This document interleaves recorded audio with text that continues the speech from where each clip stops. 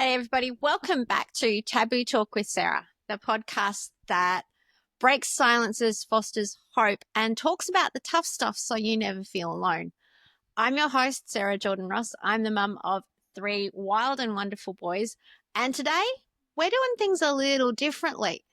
I've got my husband on the podcast.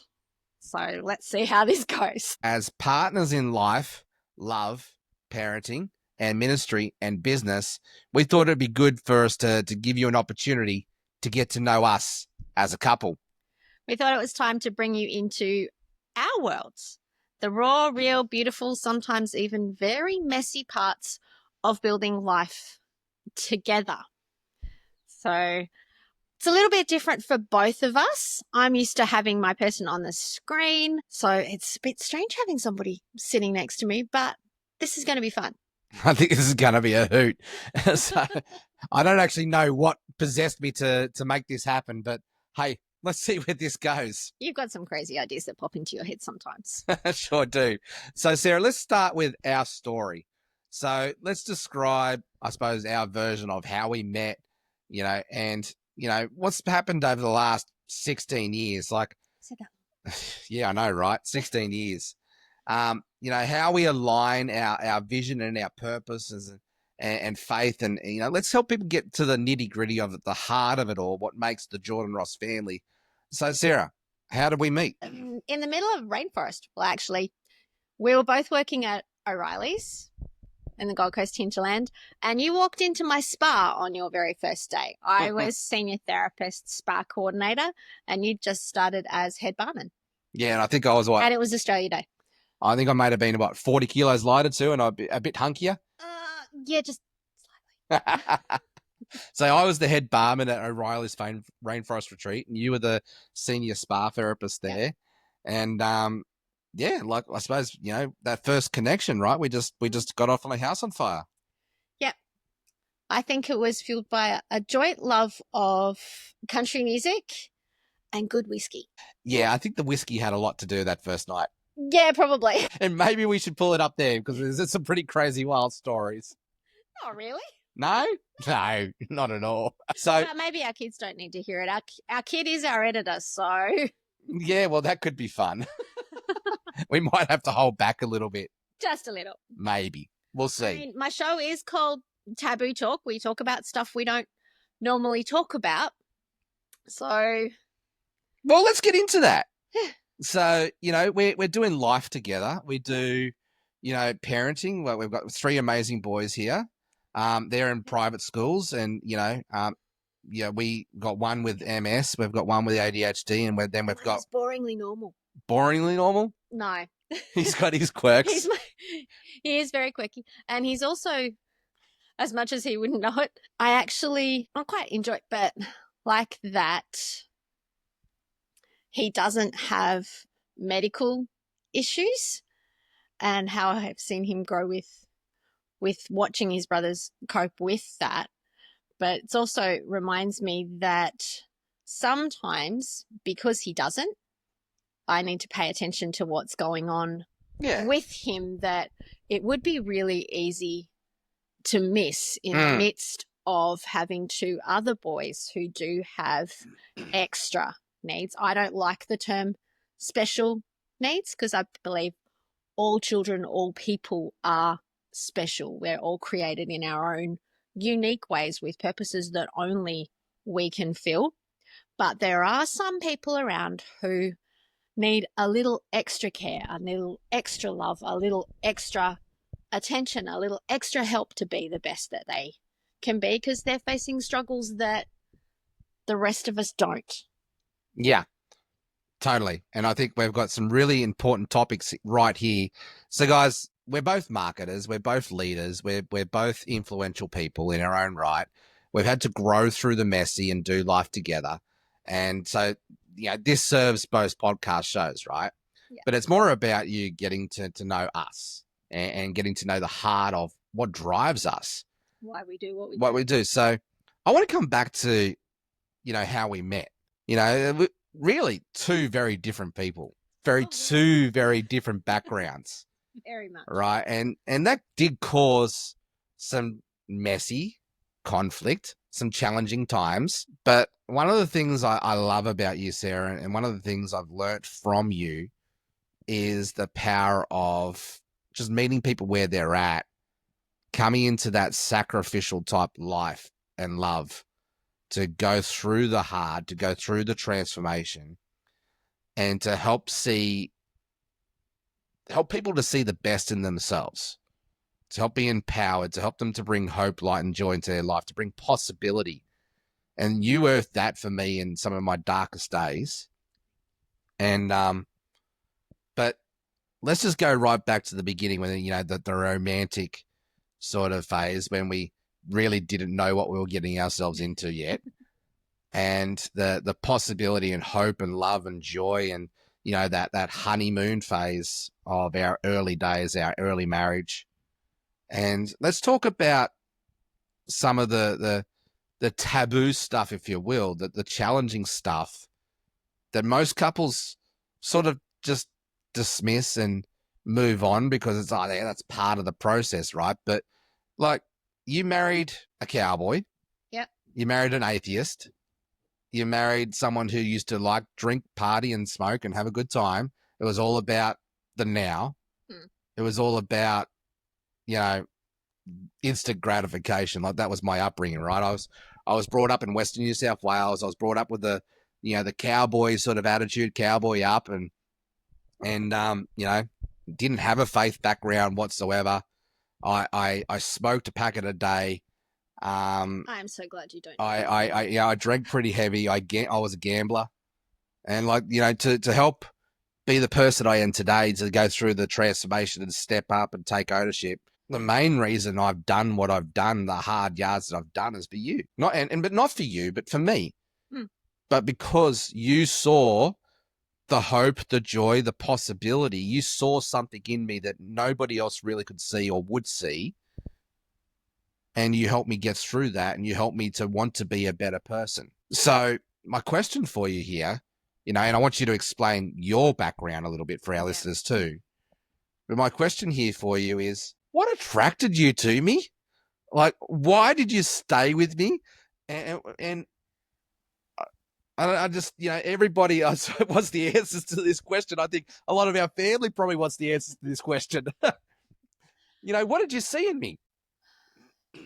You brought out the joy and the fun and reminded me who I was. You saw so much more than just the massage therapist, just what I did. You saw into more of that. And we actually had, even back then, deep conversations about spirituality. Like, I loved that we would stay up for hours just talking about talking. Yes, just talking.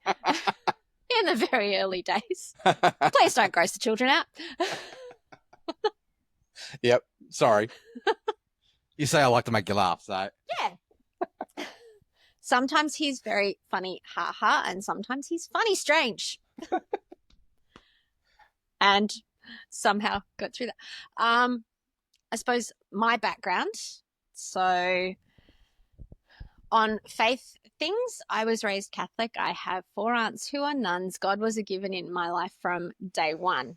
But what was really cool was how my mum did it. I was always given a choice about following my faith. I was never forced to go to church, any of that. Mum would say, I'm going, are you coming or not? And whatever it was. But when we met, I was also 34. And while my mum worked for a government department and we moved around a lot, I then developed gypsy tendencies.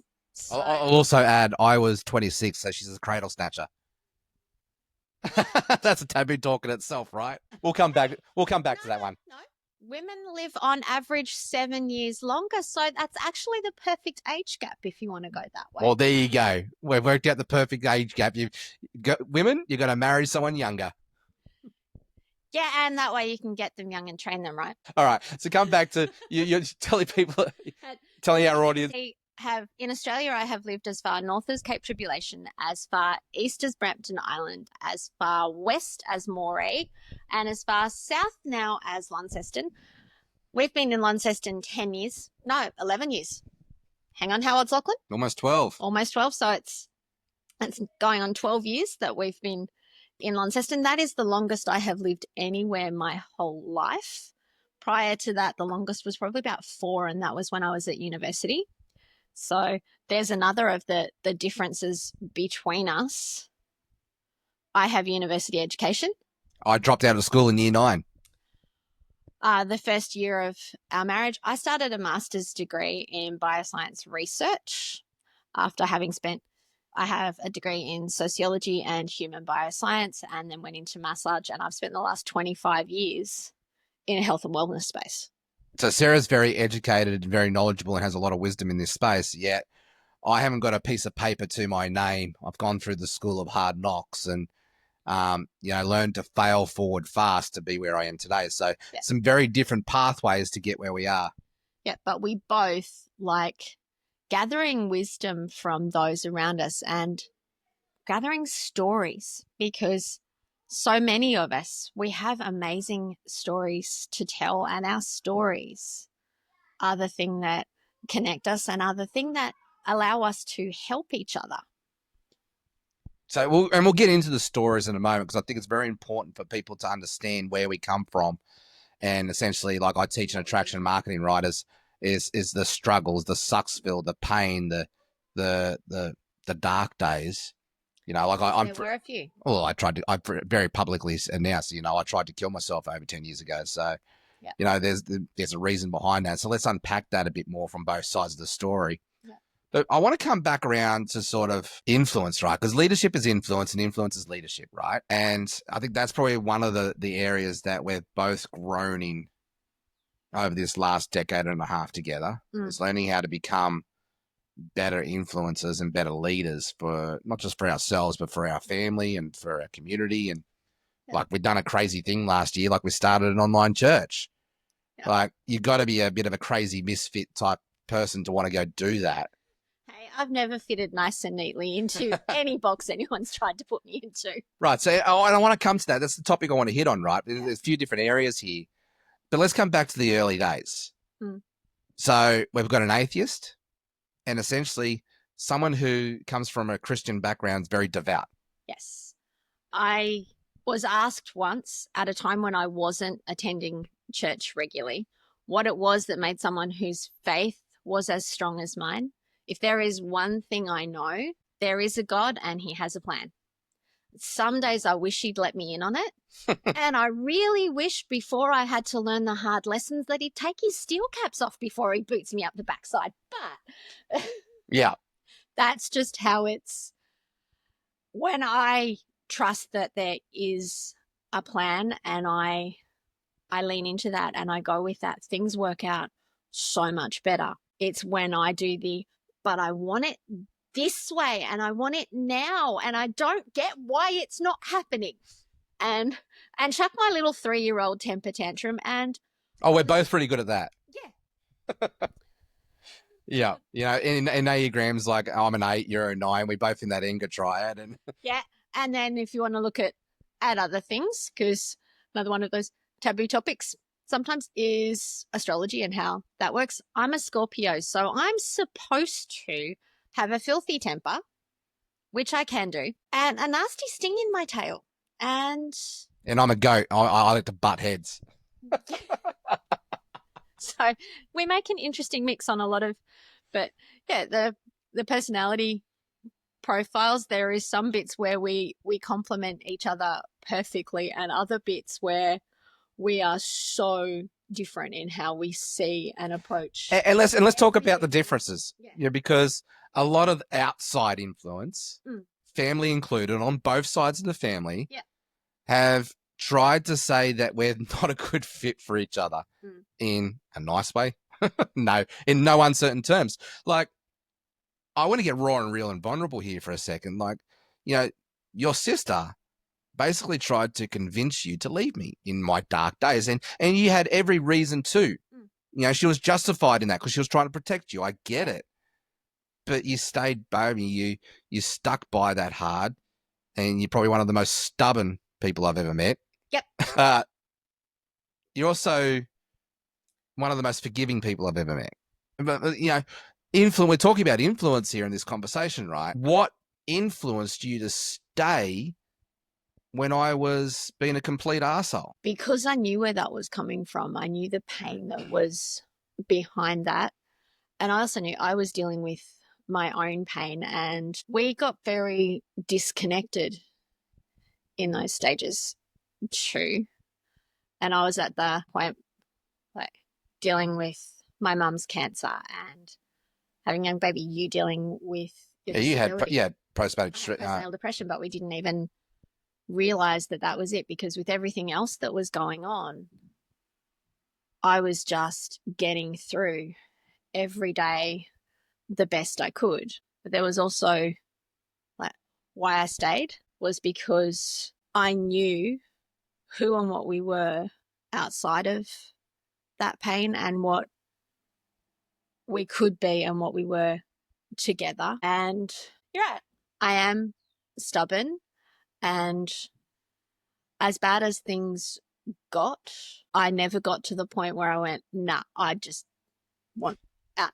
I came very close to leaving a couple of times. You threatened to leave several times. And there was a few times that I was ready to let you.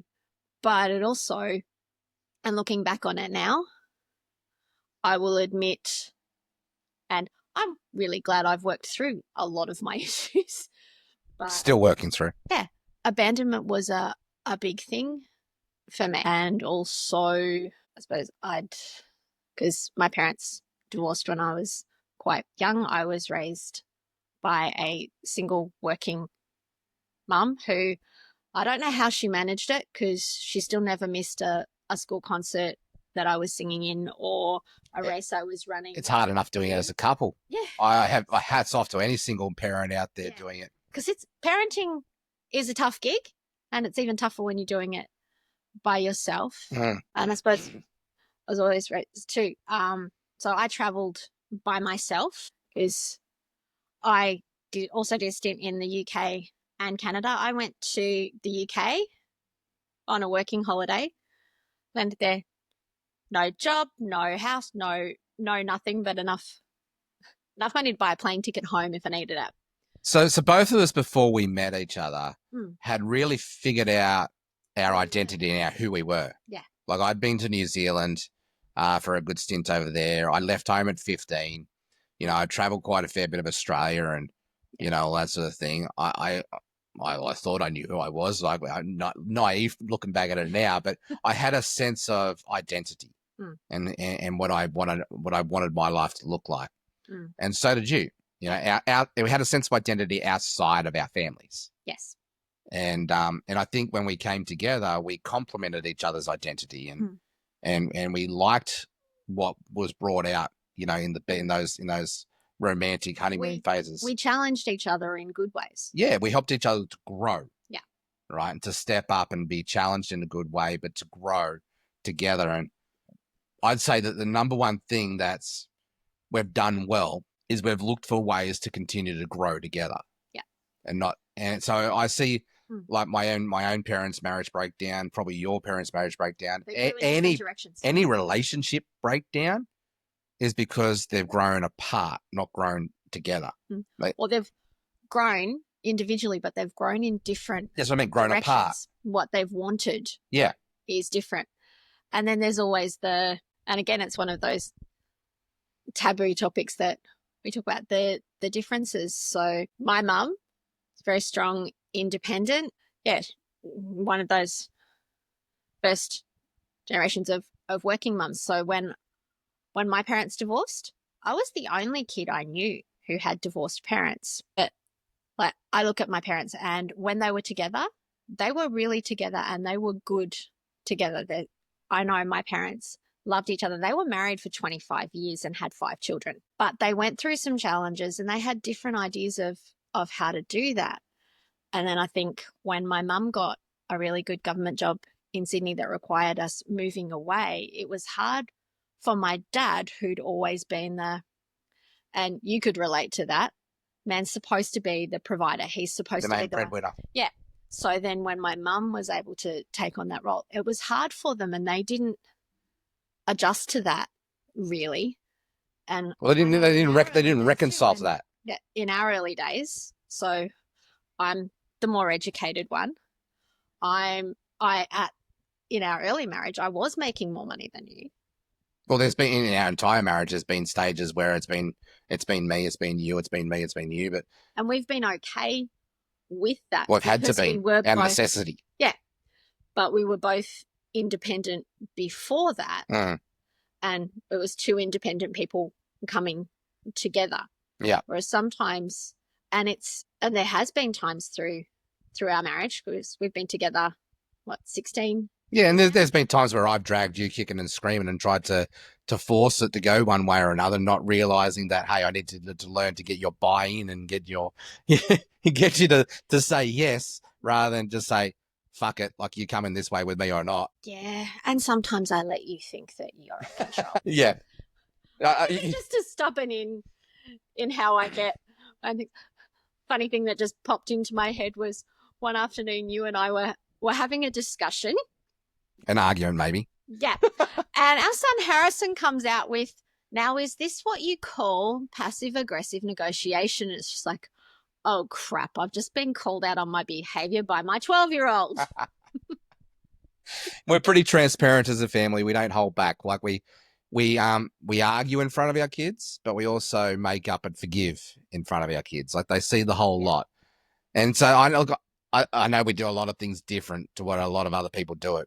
You know, like, let's face it, like there was the whole sex before marriage conversation. Yes, which are you good little Catholic girl, but yeah, some would say good little Catholic, depends on your definition of those words, but anyway. That's a whole can of worms. Yes. But yeah, there were challenges and differences of things, and there has been times, because yes, I do have a strong faith, but there has been times when I have walked away from it. I went questioning, and well, we also get influenced by other circles too, right? Yeah. And in our Western world, especially, like it's a very secular world. Yeah.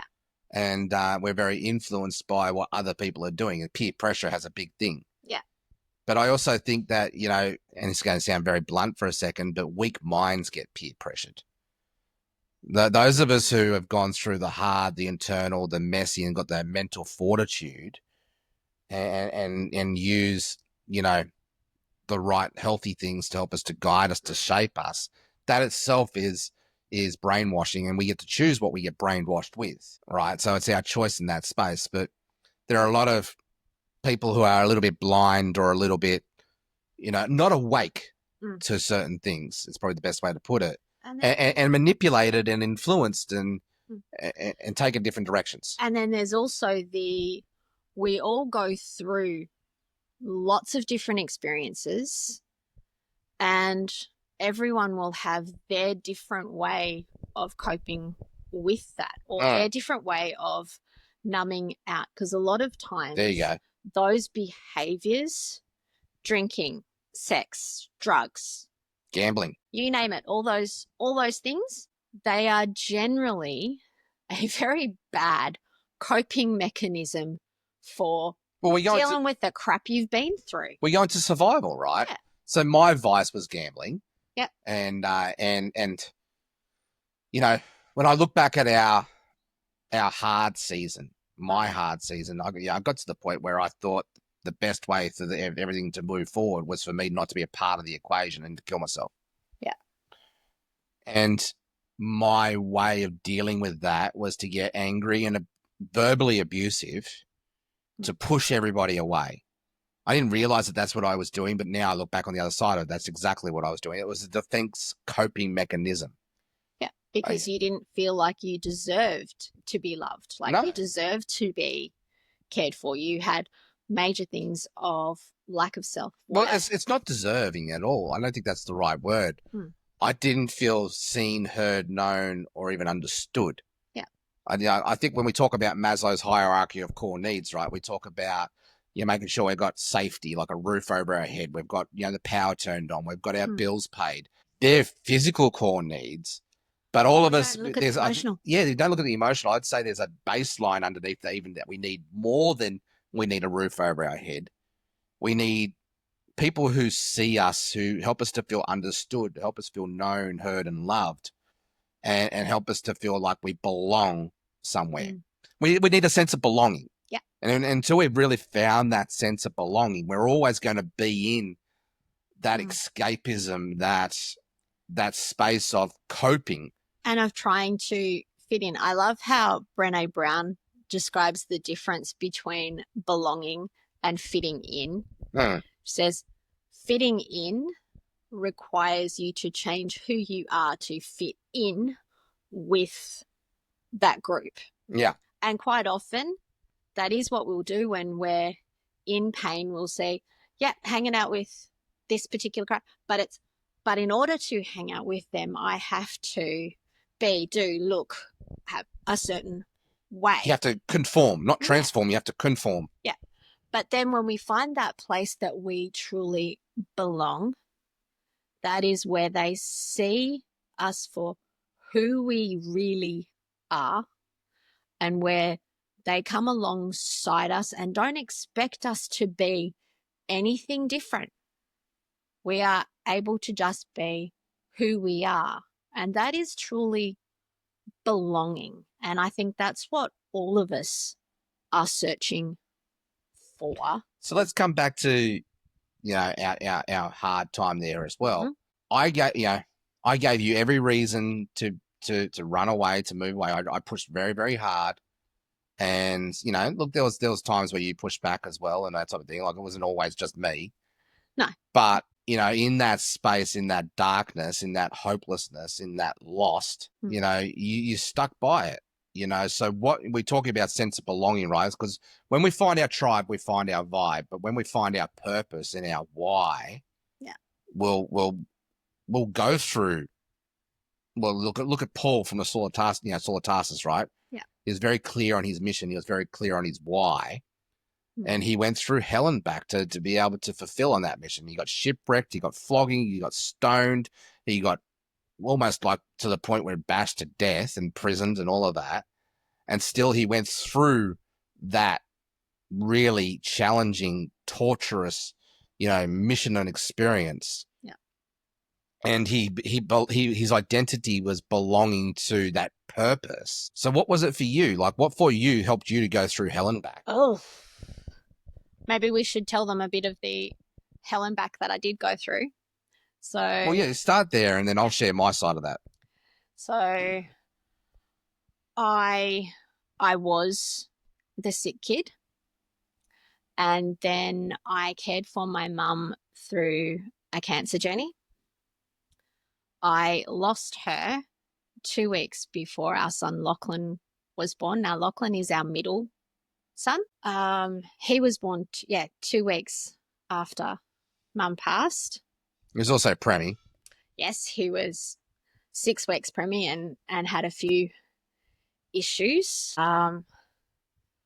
We also, at that stage, I was lost. So I had done and traveled and done all those things because I was lucky enough to be raised by somebody who knew that the best way to get me to do something was to tell me that I couldn't. So when I decided I wanted to go to the UK, my mum helped me fill in all the applications because she was right behind it. Thought, yep, go do it. A few other people would say, why do you want to do that? Because I can. That was, I think, the other thing that... Beautiful example of leadership. Like, she empowered you and equipped you to go stand up on your own 2 feet. Yeah, and that the best reason to do anything is because you can and you want to. Yeah, but your mum didn't try to rescue or save you, though. She influenced you. She led you. She empowered you. And quite often she would send me out into the world, and if I fell flat on my face, she'd pick me up, dust me off, and say, all right, go do the next stupid thing. Yeah. And because of that, I was never afraid to go and try that, because I always knew I would have her to come back to, and that she would pick me up, dust me off, and you had that safe space to be able, that you belonged to help you to come back and repair and heal. Yeah. And then when I lost that, and I had this tiny baby who had extra needs at that time. And I also had Harrison was Harrison, two at the who stage, was 18 months. 17 months old when Mum passed. Yeah. And a husband who's just been basically wiped off the board put onto a disability pension. And was struggling with all of what identity that crisis meant for you. And I just kind of went, oh, crap, what do I do? I'm glad that I did have faith, because I don't know how I would have gotten through that had I not, because that was another thing that but it's my also family gave me. And I'm very grateful for that. But let's talk about that side of things too. Like in this moment, both our families weren't very supportive or helpful. We were very much on our own. I don't think they knew they didn't. How to be. No, they didn't know how to be. That's why they weren't. And that's what happens, right? And we didn't know what we needed, so we didn't know how to ask for it. No. And I know there was several times, like through Mum's cancer journey, like different support services that ask her what she needs, and I will use it through. She said, "Could somebody please just give me a menu of what is out there? What are my options? What I can pick from, so I can pick it, because if you ask me to think about what I need, I haven't got a clue. Well, that's just another decision, another hard thing, another thing that my brain just cannot cope with right this minute." And I was very much in that space. It's like, just give me, but even better, just give me two choices. Narrow it down for me. Yeah, either or. Just give me solutions. Yeah. Yeah. Don't be a problem finder. Just add another problem. And don't ask me more. Don't ask me how I feel, because right this particular second, I haven't got a clue. Or you probably don't want to really hear the answer. No. It's the truth of the matter, right? Yeah. And we hold back because we don't want to, be caught up in that drama and add more drama to other people's lives. Yeah. We feel like we shouldn't go jumping all over people. And sometimes you shouldn't. But there is those times where you need to just go blah and let it all out. And you need to have that safe person or that safe place to be able to do that. So we went searching for that safe place, right? We actually packed up our bags. We sold everything we owned, and we moved, and we thought, right, well, we need a fresh start. This was our solution. We needed a fresh start, a fresh opportunity. And so we moved away from our families because they were just causing the headaches and dramas. And, once again, they were trying to be supportive. And I understand now their hearts are all in the right place. But they were trying to help us to heal, but they didn't realize that. Well, they weren't equipped. No. They weren't. And I know for me, when I'm going through hard and we have finally figured it out, I sometimes need to withdraw and be by myself and process it slowly, because I won't necessarily have the words to say, this is how I'm feeling, this is what's going on, because I'm all just this big jumble. But if I can then have that space to go, okay, I can. Well, frustration begins where knowledge ends. Yeah. Right. And when we don't have the space to process and have the capacity to do that, we end up in that frustration spiral, which then goes into, pretty messy. Yeah. If we don't give that space. Right. And so we've had to learn a few things around this, around how our mind, psychology, and brain processes decisions. That's part of our growth journey. Our nervous systems. That's been part of our growth journey. But going back to this space, right? So we moved from Grafton to Launceston. Yep. Well, actually, we moved to Tasmania, and we got a plane. We thought at this time that like the New South Wales rental system, right? You just need a good credit, a good bond history, like a rental history. And we had that. We had that, but we also had a bad credit history because of all me being put on a disability pension. I'll come back to that later. Yeah. And our credit history was shot. We didn't realize that, and very naive when we moved down to Tasmania, and we're actually homeless for the first 3 months. Yes. Thankfully, we did have savings too. We had savings, so we were living out of caravan parks. Yeah. Which is bloody expensive in Tasmania, even way back then. So we went through our savings very, very fast, and it almost got to the point where, oh shit, well, we're done. We're going to have to move back to the mainland, and then we finally found a house, after about 20 tries. Yeah. And we ended up moving into Launceston. Yeah.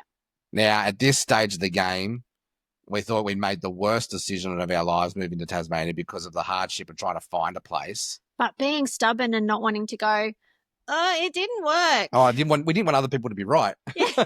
We wanted to be right, really. And we we hadn't got to the point of I just don't want to fight about it anymore. So we found a place 12 months into it. We thought moving to Tasmania would be, that's our escapism, right? That was, we'll have a fresh start and things will be great. The thing with that, if you don't, and the lesson to take away from it, if you don't deal with your baggage, it follows you. And it becomes very heavy. It does. So because our problems didn't get left behind. We brought them with us. And they got exponential. Yeah. And it wasn't until we actually started dealing with them that things changed. So let's talk about that first 12 months in Tasmania. What was that like for you? Oh, do we have to? Yeah. I think we're out of space where we can. Yeah. It was really hard because, again, I was trying to find my anchor again, find where I fitted in. And I was very much in survival mode. I was just getting through each day. I had these tiny little kids. It's like, I don't have the luxury of falling apart because they need me. And I am so grateful that they did, because I think I would have just... Without that, yeah. That was your anchor. Yeah, they were. And I rebuilt my world around them. And finding who I was again in that space. And we're both in pretty much identity crisis. We're both pretty much trying to figure out our identity again and rebuilding from that brokenness. Yeah, because the experiences leading up to that had rocked our world. Well, there's a reason that the death of a parent, spouse, or child is the most stressful thing we ever go through. And not only that, moving house, moving state. Moving house, having a baby, serious illness, you with your disability flaring up and all of that. These are all things that are in the top 10, if a couple of them are in the top 5. And we were broken. Yeah. Seriously broken. And everybody had us wrote off. Like, they won't survive. Their marriage won't survive. And that was the conversations that everybody was having, because they knew that we probably needed to heal. And they didn't think we could do it together. So we're in this space. We moved to a state. We don't know anybody. We've moved away from our family on purpose. That was our choice. And we found our space in this pretty hard space alone. Yeah. Like, we had each other, but we didn't. We were in massive survival mode. And I can remember the weeks, the catalyst moment, right? I'm an atheist, and I've dug my heels in around this, and it's just gotten deeper and worse in that space. Sarah's probably leaning more into drawing on what she knew, which was her survival, which was her faith, and so Sarah's something that my mum had said. One last ditch attempt to really save our marriage was Sarah said, "Okay, right, we're going to church." And so we went to what she knew best, which was the Catholic church. And already I had past experiences around, with my childhood around spirituality and religious and all that sort of stuff. And there's some stuff that happened when I was a kid that helped me to grab it sort of into a bit of a bad space around this, and bad thoughts around this. And I, of course, wouldn't share that at the time. But I looked at religious people as hypocrites, and I didn't want to be part of that. And they say they're nice and all this thing. They say they do this thing, but then all the religious people I knew as growing up as a child, what they said and what they did was completely different. They were very hypocritical people. Yeah. And obviously my father had a whole bunch of very judgy people, right? And so I was feeling already judged left, right, and center, and I didn't want more of that. And but Sarah's going, right, well, look, we need to do something different, so let's go to church. So we went to church, Catholic mass, and 20 minutes into it, I don't know, I just got, something just triggered me. I think it was the fact that they all went up for communion, and I had to stay back, and I never felt belonged. I had to stay because I wasn't baptized or any of that, the religious stuff. I was not in the in club. And I very much desperately needed to feel like I needed to belong somewhere. And that just... And it brought up all your bullying. Yeah, all the bullying and stuff as a kid and stuff too, right? I never up until recently, I never really felt like I belonged anywhere, not even in my own family. Yeah. But yeah, a bit of a black sheep. Well, I'm an acquired taste. I'm eclectic, and I've had to really own that too. I've had to really step into that and grow into that and be okay with that. But I've also coming back to this point in the time, right? Something visceral happened in me, and I'm embarrassed to say, but I acted like a 3-year-old having a teenage tantrum. It was kind of impressive, dare I say. It was embarrassing. Yeah. There's been probably 2 or 3 moments in my life where I've had rage fits, and really the police should have been called. And I still don't know how to this day that I'm not in jail sometimes, with the way that I just like I don't remember it. Like I have people describing to me what's going on in those states. I don't remember it. Yeah. But I know in this one I do remember. Like I got up, I screamed at the top of my lungs. I said, I don't want any of this fucking God crap in my life ever again. I've tried it. I've done. And I dragged Sarah and the kids screaming out with me. And it's like, and everybody's just looked at us. The preacher, the priest, the congregation, they're just all looked at us mortified because we're sitting at the back and like we walked in 10 minutes late. And so they were probably none the wiser that we were even there. No, because the beauty of church in rows, you can sneak in the back door and you can sit there and you can hide and you don't have to talk to anybody after if you don't want to. You just sneak out. I forgot to give him that little tip. Right. So anyway, I actually call it now that it was probably a demonic thing that was happening. Yeah. Right. So I had a visceral reaction. I got up kicking and screaming, swearing at the top of my lungs, and like really abusive, really at the and dragged Sarah and the kids kicking and screaming out, and then went home, and then 3 days later tried to kill myself. And that's where the silver lining to the cloud comes in, or to the out of every bad experience, something good can happen, in that a couple of days later, and thank God for Harrison walking in on you and stopping. Well, that was God. God used moment. Harrison, yes. Yeah. But a few days later, you actually opened up to a friend of ours, told her what was going, and she then introduced us to Sharon and Tim. And like, we're at the Taurus Centre, which is, it's a function centre and a kids' playground. We'd been going there for a while, didn't necessarily realise that it was run by a church. Like, I had a vague No, it was an event centre. Yeah, that was all we knew. It was like, it's a cool indoor kids' playground and our kids love being there. And we'd gone there for business meetings and yeah, so but you opened up to Celine, and then we went to, and you opening up to her, I also found in that space, found my people who I could go, because we had been up until that time, or I know I had been wearing that I'm okay, just hold it all. Yeah, well, it was a fake it till you make it, haven't you? Yep. I let the mask drop and admitted, hey, no, it's not okay. Yeah, because I was building a business. I was building your Ripple X marketing at that stage, and yeah, I was networking and I was wearing all the suits. I was putting all the fake bravado, the arrogance, the ego. You know, very much look at me. And then coming home behind closed doors and being a very different person. It was completely shit. So you know, talking about not liking hypocrites, I was a hypocrite. But you opened up to Celine. She introduced them. They invited us to a community event. And that was all we knew, was like they're having this long table family feast. And we went because, we don't know anybody.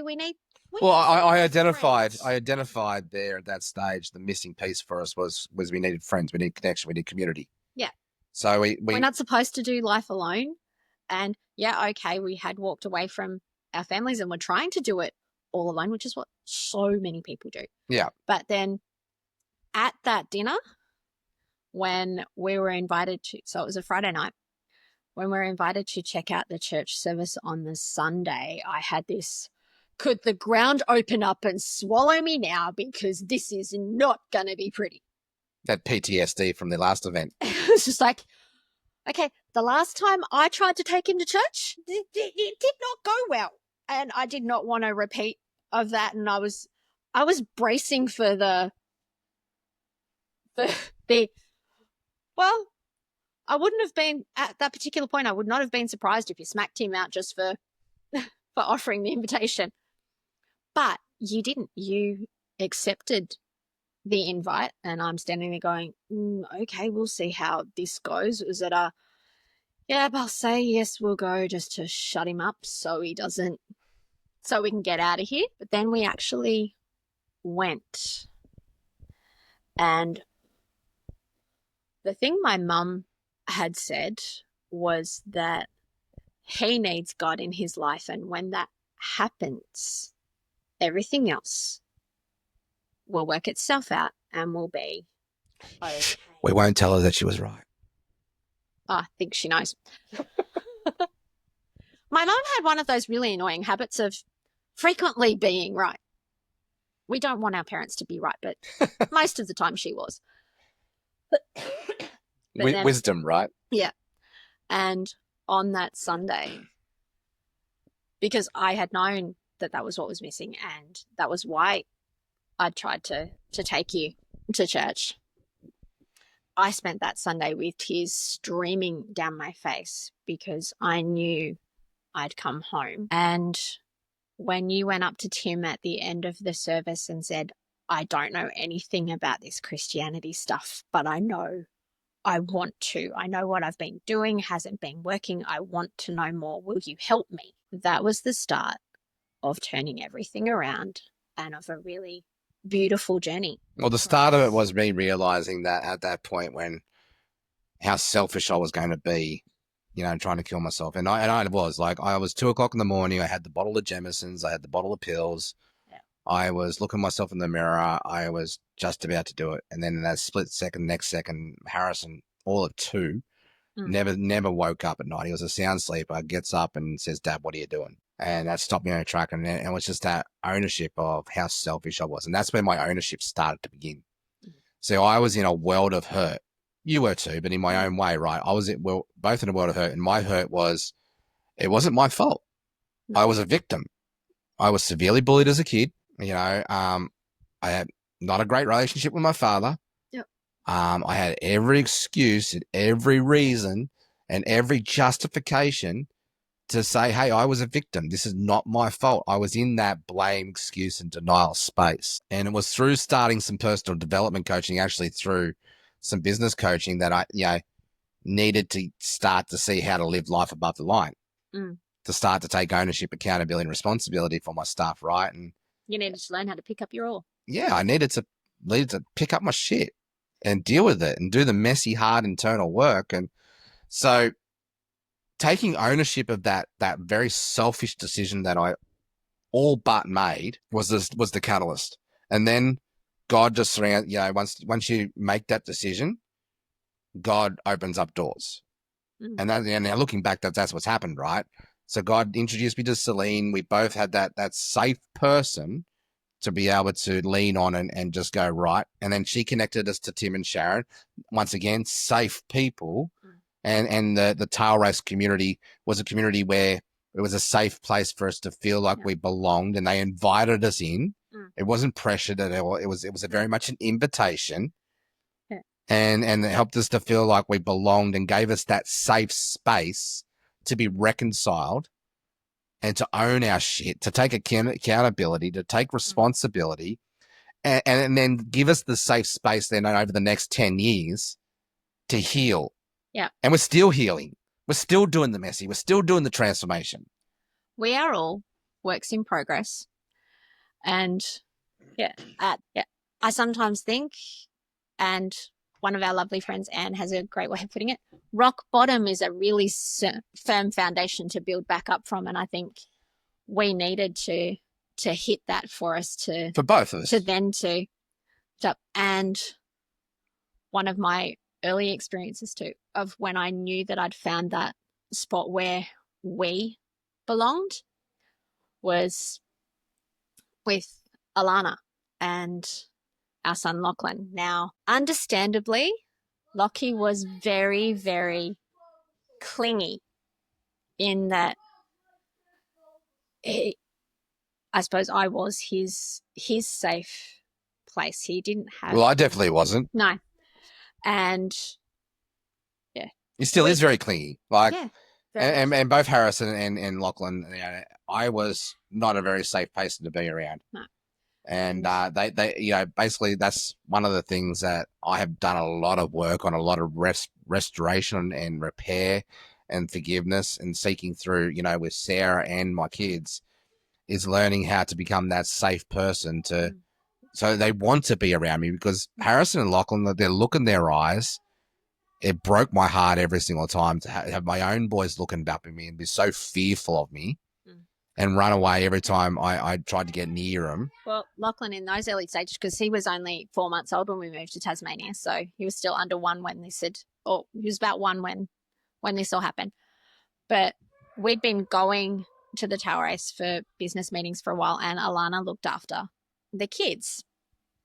But up until this particular day, Wouldn't let anybody else. Lachlan would cling to me, like Jeff, even to get him to go to Jeff, he'd have to pry him out of my arms. I'm holding, like this particular day, I'm holding Lachlan, and we go to say hello to Alana, and Lockie jumps out of my arms into hers, and it's like, what did you, what did you do? This child will go to no one. Like, he would not go to anyone, and he would cry when I put him down if he couldn't see me. And all of a sudden he's leaping into this other woman's arms and smiling at me. And so God doing that, it's okay, Mum. I'm good. And so God used that, like, to bring us into this amazing community. Because for me, the most precious thing that I could ever do and wanted to take ownership of was to make sure my boys had a place where they could thrive. My life, our life, revolves around our boys. Oh, yeah. Our marriage revolves around making sure our boys are thriving. Like, that is. And one way we do that is making sure that we're okay, that our marriage is. Well, we've done work, and we're still doing work on that. But as I said, we've done the messy, we've done the hard. We argue in front of our boys, but we also do forgiveness well and reconciliation well as a community, as a family, and essentially, you know, we give them lots of opportunities to practice forgiveness too. Yes, we do, and they do for us too. Yeah. Right. So we're pretty raw, or vulnerable, and real about it all. No, pretty transparent about it all, in every area of our lives. Yeah. You know, financial mess, the whole lot, right?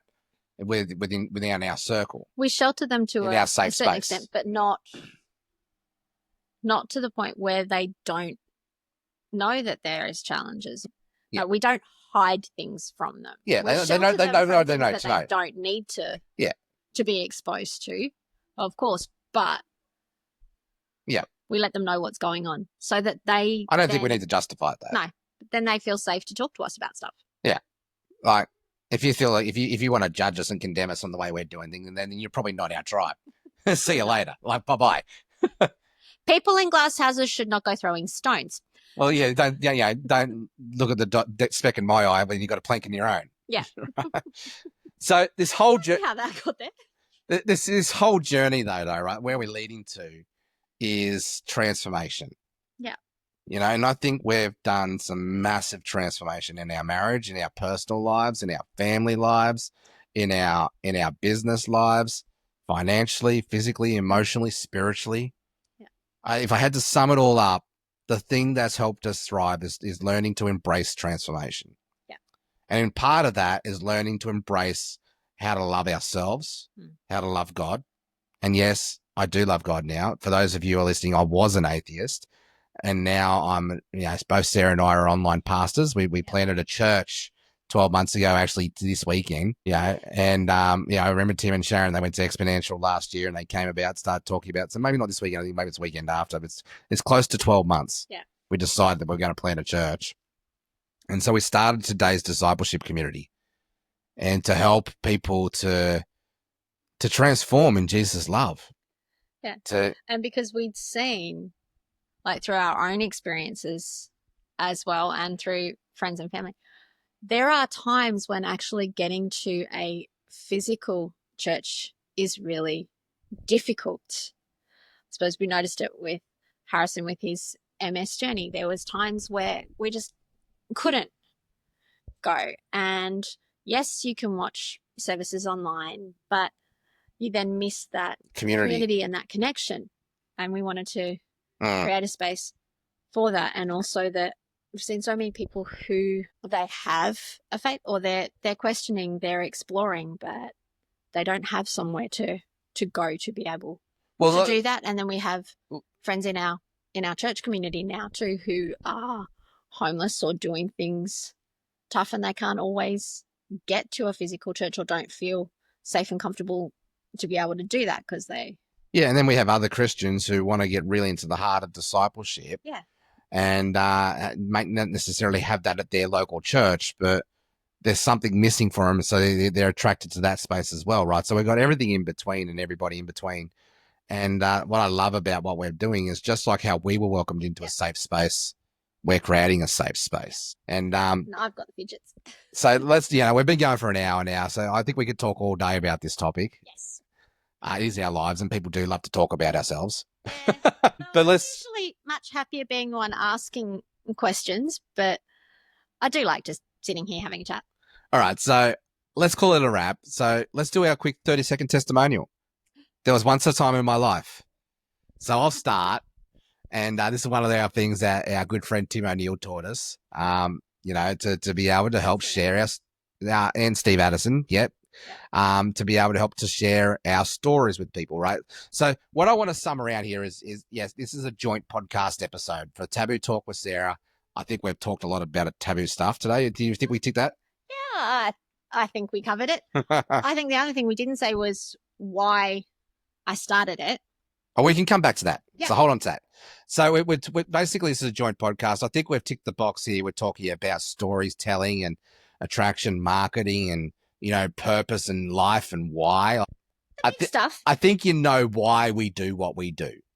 And my why is to help people to live a purpose-driven life, and I do that through the Laptop Lifestyle Dad show. I do that through my coaching and mentoring business. We do that through our online church. And I'll come back to that in a second if you're curious about what that is. And, Sarah does that through her way of doing it, but we do it through our family as well. We do it through our personal. So if you had to sum up everything that I do, the reason why I do it, it's about helping people to live their purpose-driven life so I can live my purpose-driven life. So I think there's some marketing lessons there for you in that conversation. And I think this adds to the Laptop Lifestyle Dad's audience, right? Plus, you've gotten to know both Sarah and I a little bit more intimate. It's all about helping. I know stuff now that you wish you didn't, but that's okay. That's okay. Whatever. So Sarah, you started Taboo Talk with Sarah beginning of this year, 2025. Yeah. Why? Well, I spent 25 years in the health and wellbeing space, and healing has been a big thing for me all through my life. It seems to be a recurring theme, and I get exposed to people going through health crises and the challenges that creates and the changes in that. But it was that I was having lots of conversations where I was hearing people say, if not exactly the same thing, very close to it, like that they'd been through really similar experiences.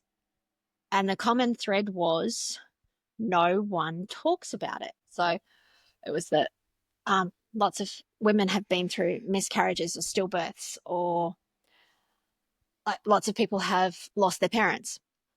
I was like, so we've all been through these things, but nobody talks about it. And then a song came on the radio, a song called Whiskey Lullaby, and one line in it, nobody ever knew. And I think that's the problem. Nobody knows what anyone else is going through because we don't have those conversations. So I wanted to start those conversations because I think that is where we will find that healing, where we find that community connection. Where people belong. We weren't meant to do life alone, and we struggle when we try. But when we find those people and those places where we belong, that's when we thrive. That's when we can heal. And then when we can start, so we heal ourselves, we heal our families, we heal our communities, and then we heal our world. Yeah, so Sarah's got her own personal why around that. I've got my personal why, but then if you had to bring our why we do everything together, it's about creating that space where people belong. It's about creating safe spaces, communities. You've only got to look at what we do in life. with the podcast, with the business life, with our faith life, with what we're doing now with our family, and now what we're doing with today's discipleship community. Yeah. It's just they're just expressions, right? They're just vehicles to help us to really help serve that purpose. And so just quickly talk about today's discipleship community, and then we'll wrap up. Yeah. And yes, we'll wrap up with a dad joke, because it wouldn't be a Laptop Lifestyle dad show if it wasn't. So I will try and restrain myself from smacking him up the back. So if you've loved our story, if you've gotten value from this story, please share it with your community. And if you'd like to connect with us, reach out. We'd love to chat. We love to talk about these things. We're pretty obsessed with it. Faith, family, business, the whole lot. And hey, if you just want to make a new friend, we'd love that too. Yes. Reach out to us. You can find us on both shows. So the Laptop Lifestyle Dad Show and Taboo Talk with Sarah are both on Apple. They're both on Spotify. They're both on YouTube. And Sarah's will be very shortly. But you can find also the Laptop Lifestyle Dad Show on the Los Angeles Tribune Podcast Network.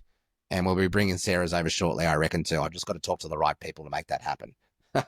Hint, hint, Michael Silvers.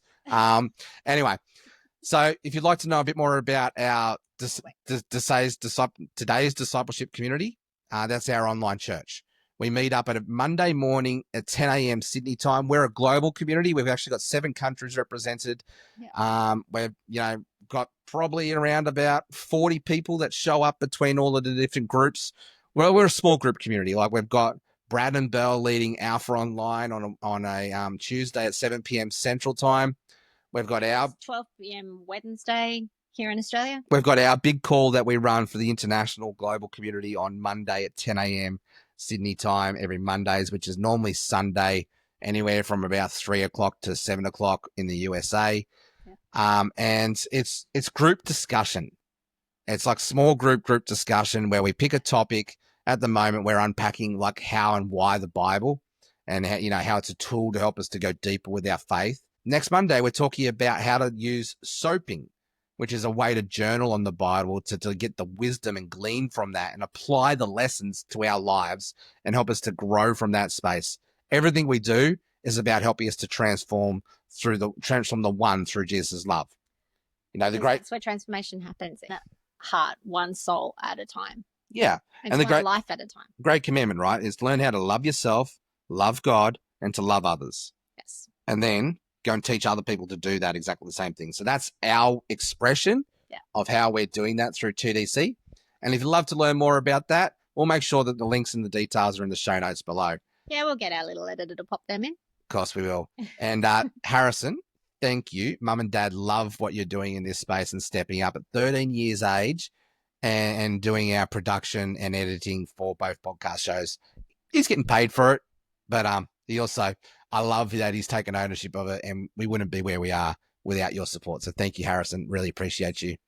And Lachlan, he's a pretty amazing kid. And Lachlan and Jackson, pretty amazing too. Like, we really love all of our 3 boys in different ways, of course, and their own unique way. And we bring out the best in everybody, and they bring out the best in us and help us to step up and be better parents. Yes. Each and every day they help us to be better people. They give us the why to want to do that. And Sarah? Yes. I deeply respect you. I love you. Thank you for helping me to be the best version of myself. Thank you for being the first person to see that, to bring so much hope and peace and joy into our lives. Thank you for being the glue for our family, for being stubborn and not giving up on me. And thank you for going through hell and back with me. I love you and I appreciate you. I don't know what to say to that. You're not meant to. So let's take it to a different direction now. Here's my dad joke. Oh, do we have to? So I know my friend Davo likes this one. He actually gave it to me, and it's a goodie, but it's an oldie. And I think it's appropriate for today's episode. Sarah, you know I married you for your looks, don't you? Mm-hmm, just not the ones I give you now. And let's call that a wrap. Thanks for your time, guys. We'll see you on the next episode, either on Laptop Lifestyle Dad Show or on Taboo Talk with Sarah. And until we do see you again, remember, your stories matter. So please, please keep telling them. We need to have those conversations. They sure do. Next time. Stay caffeinated. Stay legendary. We'll see you on the next episode.